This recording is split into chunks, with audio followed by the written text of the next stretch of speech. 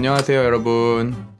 요새 기사나 영상에서 보면은 요즘 인플레가 심해서 큰일을 하고들 합니다. 그래서 여기서 항상 따라 나오는 단어가 CPI, Consumer Price Index라고 소비자 물가 지수인데요. 이게 딱 보면은 사실 너무 익숙한 단어잖아요. 그래서 어렵다고 느껴지지는 않는데, 근데 또 막상 이게 뭔지 설명하려고 그러면은 말로 하기는 좀 어렵죠. 그래서 오늘 영상에서는 CPI라는 게 도대체 뭔지, 그리고 뉴스에서 나오는 숫자들, 뭐 7%다, 8%다, 역대급 40년 만이다, 이런 얘기들이 대체 어떤 의미인지를 좀 더 우리가 체감할 수 있게 순살만 발라서 알려드리겠습니다.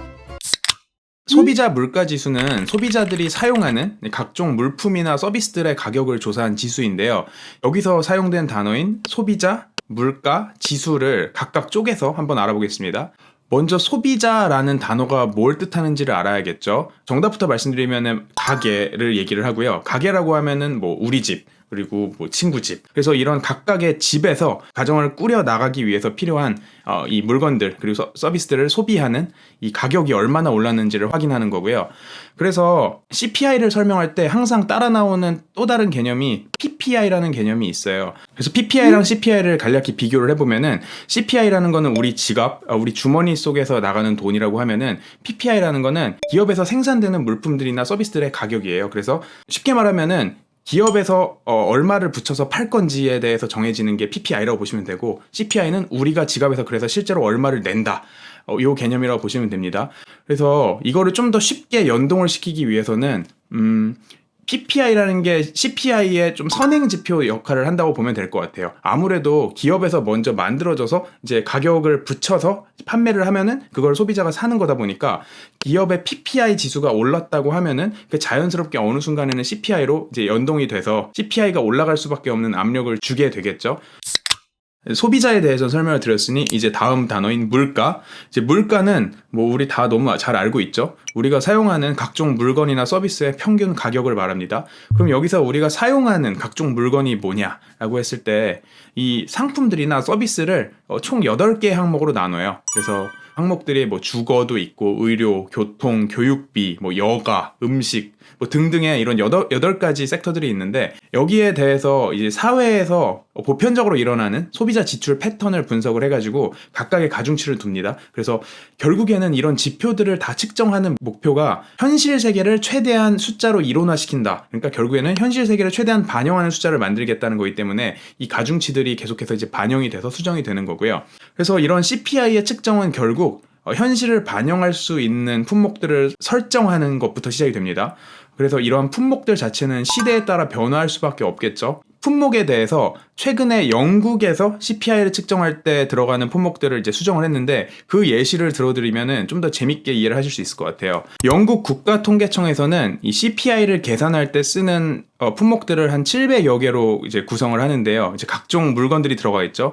그래서 이거를 매년 한 번씩 갈아엎는다고 하면은 2022년 들어서 새로 추가되거나 빠진 항목들은 이 팬데믹 이후에 사람들의 변화된 생활 습관이 반영되어서 품목이 수정이 되었습니다. 그래서 예를 들어서 손세정제 같은 경우가 목록에 새로 추가됐고요. 그리고 재택근무가 증가하다 보니까 이 도넛, 이 유럽 사람들은 뭐 도넛에 커피 들고 출퇴근하는 게 굉장히 일상적인 풍경인데, 이 도넛이 빠지고 이제 집에서 이제 강아지들 많이 키우니까 애견용품이 포함이 됐고요.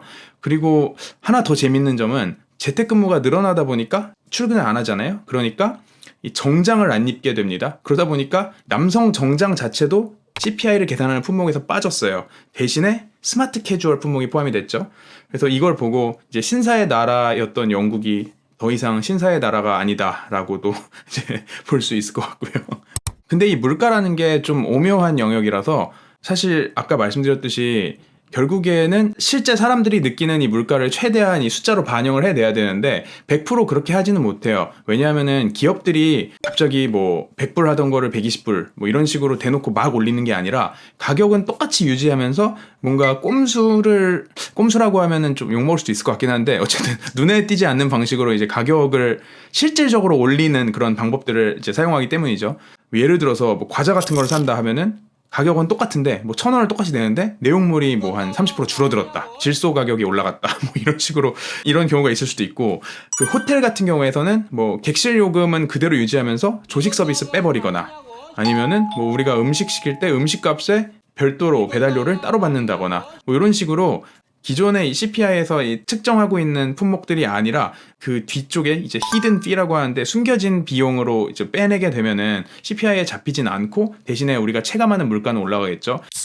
그래서 이제 세 번째 단어인 지수, 이 CPI라는 숫자가 미국 같은 경우에는 1982년에서 84년 동안에 이제 평균적인 물가 가격을 100으로 놓고 그때 대비해서 가격이 얼마나 변했나를 나타내고 있어요. 그래서 2022년 1월에 CPI가 281 정도로 발표가 됐거든요. 그러면 그 말은 40년 정도 동안에 물가가 한 3배 정도 올랐다고 볼 수가 있는 거죠. 근데 사실 이 CPI 지수 숫자 자체는 이제 큰 의미가 없고 여러분이 아마 보실 일도 없을 거예요. 우리가 모두 관심을 갖는 숫자는 성장률입니다. 그래서 CPI 같은 경우에는 보통 전 세계적으로 1년에 2% 정도 오르는 거를 이상적으로 보고 있죠. 뭐 미국도 2% 타겟이고 유럽도 2% 타겟이고 물론 나라마다 경제 사정마다 다 다를 수는 있지만 이 2%라는 숫자가 굉장히 상징적으로 오랫동안 전 세계에서 사용이 되고 있고요. 이 숫자가 정확히 뭐 어떻게 뭐 논리적인 근거가 있는 숫자냐라고 하면은 물가가 어쨌든 꾸준히 어느 정도 이상으로 상승을 해줘야지 경제가 성장한다는 뜻이고 그렇다고 또 물가가 너무 많이 올라버리면은 그것 때문에 소비 심리가 위축이 돼가지고 경제가 오히려 퇴행을 할 수도 있으니까 어딘가에서 잡은 그 밸런스, 이 균형점이 2% 정도라고 보시면 될 것 같고 근데 사실 이것도 이제 계속해서 시대에 따라 변해요. 그래서 예를 들어서 2%를 언제 어느 시점에서든 2%라는 물가를 우리는 맞추는 게 목표다라고 했다가 팬데믹 이후에 2020년, 21년에는 다 바뀌었죠. 평균 물가 목표 연동제인가 평균 목표 물가 연동제인가라고 해가지고 단기간에 2% 이상으로 넘어가는 거는 용인을 하겠다 어느 정도. 근데 어쨌든 장기 평균으로 봤을 때 2% 맞추면 된다라는 식으로 좀 더 유도리 있게 가고 유럽 같은 경우도 팬데믹 터지고 나서 원래는 뭐 2% 아래로 물가 상승률을 유지하겠다라고 했었는데 이제는 뭐 그냥 2% 정도면 된다라는 식으로 좀 더 유도리 있게 바꿨고 그런 식으로 결국 이 모든 숫자나 이론은 결국 현실을 최대한 반영하는 게 목표고 뭐 반대로 이 이론의 생활을 끼워 넣는 게 목표가 아니기 때문에 계속해서 변동이 되는 목표입니다. 그래서 이 2%라는 목표치를 갖고 운영이 되어 왔는데 최근에는 CPI 지수가 뭐 7%가 오르고 있다, 8%가 오르고 있다, 뭐 40년 만에 역대 최고치다라는 식으로 숫자들이 나오고 있죠. 그래서 이게 어디서 많이 올랐냐 보면은 사실 제일 많이 오른 거는 크게 두 개로 이제 중고차랑 에너지예요. 뭐 원자재도 당연히 포함이 되고요. 중고차 가격이 오른 거는 전 세계 공급망 문제가 생기면서 반도체 수급이 문제가 되고 뭐 자동차 공장들도 생산을 멈추고 하니까 신차가 공급이 안 되고 그러니까 당연히 차를 사야 되는 사람들이 중고차를 몰리겠죠. 그래서 공급이 안 돼서 신차가 공급이 안 돼서 중고차 가격이 오르는 거고 그다음에 에너지 같은 경우도 전쟁 나고 이전에도 뭐 그린플레이션이다라고 해서 석유 이제 시추 시설들에 이제 회사들이 투자를 못하는 환경들이 점점 세상이 그런 식으로 변해가다 보니까 공급력이 부족해지고 어쨌든 이런 식으로 이제 공급 주도에 이런 그 문제가 생겼고요. 그래서 잠깐 그냥 뒤로 물러나서 보면은 이 인플레이션을 끌어가는 요인이 크게 두 개가 있을 수 있어요.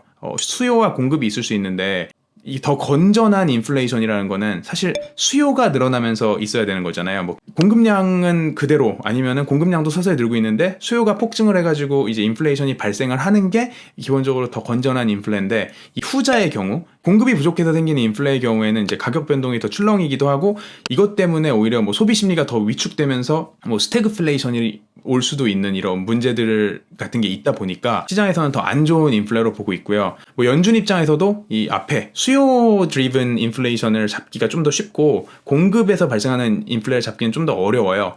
왜냐하면은 공급량을 연준이 늘릴 수는 없잖아요. 근데 그렇다 보니까 이 가격 변동이 더 너무 심하다. 그래서 정확한 데이터를 얻기가 어렵다. 그리고 연준이 직접적으로 컨트롤하기가 좀 더 어려운 영역이다. 뭐 이런 문제들 때문에 공급 때문에 일어나는 이 부분들, 특히 에너지와 식량 이쪽 부분에 대해서는 이제 아예 인플레 계산할 때 빼고 계산하기도 해요.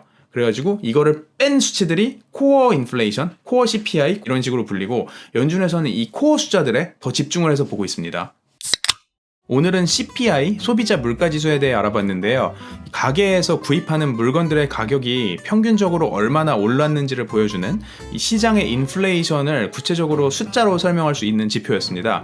그래서 매년 소비자 물가지수를 갖고 우리들의 적정한 임금 수준이 제시되기도 하고 이 사회보장 수혜자들의 공공연금 지원 액수도 정해지기도 합니다. 그래서 CPI 지수가 우리의 연봉이랑 사회 복지와도 직결된 문제이다 보니까 여기에 대해서 우리가 더 관심을 갖고 지켜봐야 될 것 같습니다. 네, 그럼 오늘 영상도 도움이 되셨으면 좋아요, 댓글, 구독, 알림 설정 다 눌러주시고 저희는 다음 주에 또 다른 금융경제 살코기로 돌아오겠습니다. 안녕.